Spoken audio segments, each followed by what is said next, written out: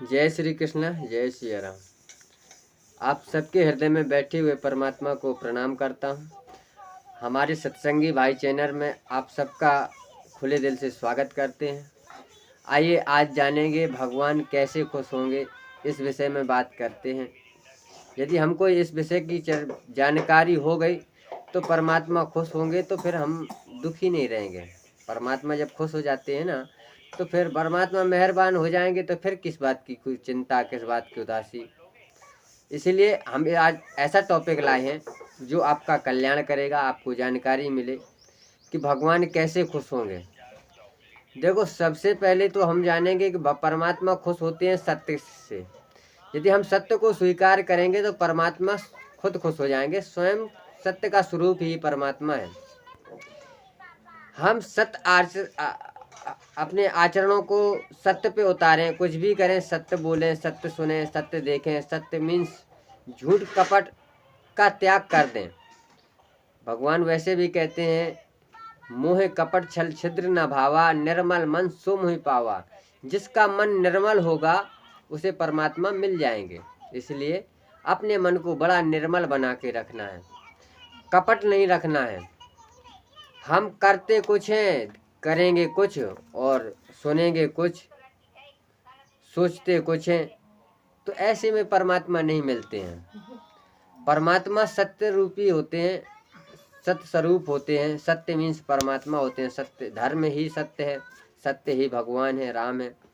इसीलिए हम सत्य को स्वीकार करें। दूसरी बात, देखो, परमात्मा इसलिए ऐसे खुश होंगे कि जो हरि की, परमात्मा की प्रचार करेगा, परमात्मा उससे खुश हो जाएंगे।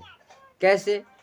किसी बाप के दो बेटे हैं, एक गुम गया, खो गया, दूसरा उसको खोज के लाएगा, तो जो खोज के ला रहा है तो बाप उसी से खुश हो जाता है कि तुमने अच्छा कार्य किया है जो मेरी दूसरी संतान को मुझसे मिला दिया। ठीक उसी प्रकार जो भगवान का प्रचार करता है, जो भगवान के गुणगान गाता है, परमात्मा उससे अधिक खुश हो जाते हैं। क्यों? क्योंकि तुम दूसरों को भगवान से मिला रहे हो। संसार के प्राणियों को जो भगवान को भूल चुके हैं, भगवान को नहीं मानते हैं, उनको जो भगवान को नहीं मानते हैं, उनको भगवान से मिलाने की कोशिश कर रहे हैं। इससे ही परमात्मा खुश हो जाते हैं। इसलिए परमात्मा का प्रचार करना, राम जी का प्रचार करना, यदि हम राम जी का प्रचार करेंगे तो परमात्मा हमसे, राम जी अपने आप खुश हो जाएंगे। तीसरी बात, देखो, परमात्मा हर जगह, कहते हैं, कण कण में व्याप्त है।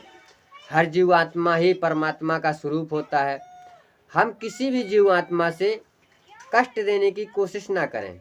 कष्ट उसे मिल रहा है, दुख उसे मिल रहा है, वो अपने कर्म से भोग रहा है, अपना कर्म किया होगा कोई जो उसे कष्ट मिल रहा है। अपने तरफ से हम कष्ट देने की कोशिश ना करें, उसे मार पीट करना। उसको दया रखना चाहिए। हृदय में दया होगी तो उनको खाने पीने का भी, जैसे चींटी चिड़ियाओं को जिसकी सेवा कर सकते हो, मानव का, जानवरों का, जिसका भी सेवा कर सकते हो, सेवा करना चाहिए। सेवा से ही परमात्मा खुश हो जाते हैं।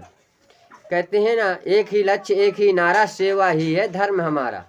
सेवा को यदि अपने अपना लिया, सेवा को अपना लिया आपने, तो सेवा करते करते आपको एक न एक दिन परमात्मा मिल जाएंगे। आप किसी की भी सेवा करो, ये सोच के करो कि हम परमात्मा की सेवा कर रहे हैं, राम जी की सेवा कर रहे हैं। सेवा से ही परमात्मा मिल जाते हैं। और परमात्मा को खुश करने के लिए बहुत से उपाय होते हैं। कोई कहेगा पूजा पाठ करने से खुश होंगे, तो देखो भैया, पूजा पाठ करने से भगवान खुश नहीं होते हैं। पूजा पाठ करना चाहिए, मैं ये नहीं कहता हूँ कि नहीं करना चाहिए। पूजा पाठ करने से परमात्मा खुश क्यों नहीं होते हैं? क्योंकि पूजा एक शुरुआत में करना चाहिए, ताकि हमें परमात्मा से प्रेम हो। प्रेम करेंगे तभी परमात्मा खुश होते हैं, तभी परमात्मा की प्राप्ति होती है। तो प्रेम बढ़ाने के लिए पूजा जरूरी है। अब कोई कहेगा कि भैया हम तो परमात्मा जब कण कण में है तो फिर पूजा क्यों करें? करना चाहिए। पूजा करने से प्रेम बढ़ता है, प्रेम बढ़ेगा तो परमात्मा की प्राप्ति हो जाएगी, परमात्मा खुश हो जाएंगे। जब खुश होते हैं तभी परमात्मा की प्राप्ति होती है। इसीलिए हमको पूजा भी करना चाहिए, पाठ करना चाहिए, भगवान को स्नान कराना चाहिए। कोई कहेगा कि भैया भगवान को स्नान क्या हम करा सकते हैं? तो भगवान तो ऐसा है कि भैया विराट स्वरूप है उनका, उनको कोई नहीं स्नान करा सकता है, ब्रह्म है, वे तो परमात्मा है, उनको स्नान कराने की हम में कहाँ सामर्थ्य है। फिर भी स्नान कराना चाहिए, श्रद्धा के अनुसार स्नान करा देना चाहिए, जैसे बने वैसा कराना चाहिए। और तीसरी बात है, एक बात और बताएं आपको कि परमात्मा की प्राप्ति के लिए, अभी अभी वो मन में बात आ रही थी लेकिन अभी अलोप हो गई। जय श्री कृष्ण, जय सिया राम। आज के लिए इतना ही, अब अगली चर्चा फिर करेंगे। परमात्मा की प्राप्ति के लिए देखो एक प्रेम चाहिए, जो सच्चा प्रेम है। कहते हैं ना कि जैसे राधा रानी ने भगवान श्री कृष्ण से प्रेम किया, तो भगवान से प्रेम किया तो आज भी वो प्रेम की प्रतीक स्वरूप हो गई, प्रेम की मूर्ति कहलाती हैं। राधा रानी ही कृष्ण जी के प्राण हैं कहते हैं। तो देखो प्रेम नहीं होता, प्रेम कहते हैं सच्चा प्रेम उसे कहते हैं जो निस्वार्थ हो, कोई स्वार्थ ना हो। जैसे कि उनकी गोपिकाओं ने किया था, गोपियों ने किया था भगवान से प्रेम। प्रेम कुछ मांगता नहीं है, प्रेम उसे कहते हैं जो सच्चा प्रेम करता है। प्रेम उसे कहते हैं, प्रेम की खुशी के लिए हम कुछ भी कर जाएं। प्रेम की खुशी के लिए अपनी स्वार्थ देखा होता राधा रानी ने, तो कह देती कृष्ण भगवान से कि नहीं, मैं जाने नहीं दूंगी, यदि जाने दूंगी तो मैं भी साथ में जाऊंगी। लेकिन कृष्ण भगवान को महाभारत में जाना था, यदि कृष्ण भगवान नहीं जाते तो फिर ये महाभारत कैसे होती और फिर ये अधर्म का नाश कैसे होता। भगवान ने जिसलिए अवतार लिया था वो अधूरा काम हो जाता। इसलिए राधा रानी से कहा कि नहीं, मेरे को जाना पड़ेगा देवी। तो राधा रानी ने कहा यदि आपकी इच्छा है तो आप जाइए, मैं आपकी इंतजार करूंगी, आपकी प्रतीक्षा करूंगी। राधा रानी यदि अपने स्वार्थ के अनुसार कहती नहीं, मैं तुमसे प्रेम करती हूँ और तुमको जाने नहीं दूंगी, तो अधर्म हो जाता, अन्याय गलत हो जाता ना।